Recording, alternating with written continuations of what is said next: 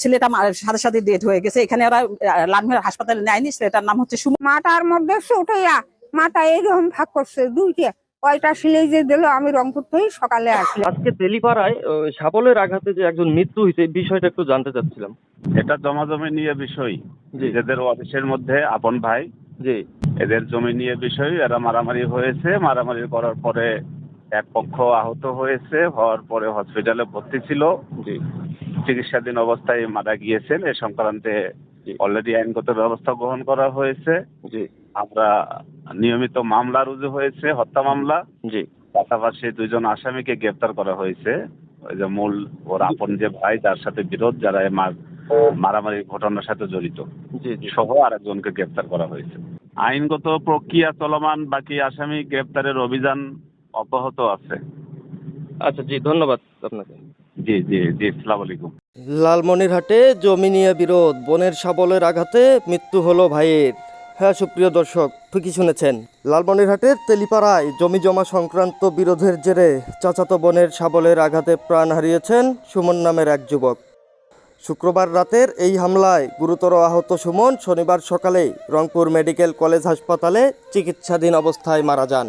এই ঘটনায় পুলিশ তাৎক্ষণিকভাবে ঘাতক বোন ও তার বাবাকে আটক করেছেন।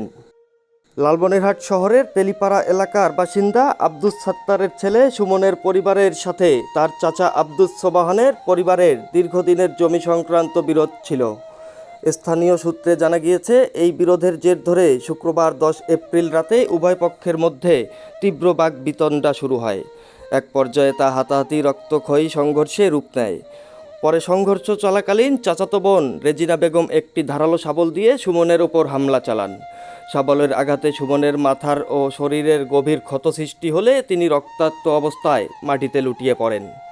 স্থানীয়রা দ্রুত তাকে উদ্ধার করে প্রথমে লালমনিরহাট সদর হাসপাতালে নিয়ে যান।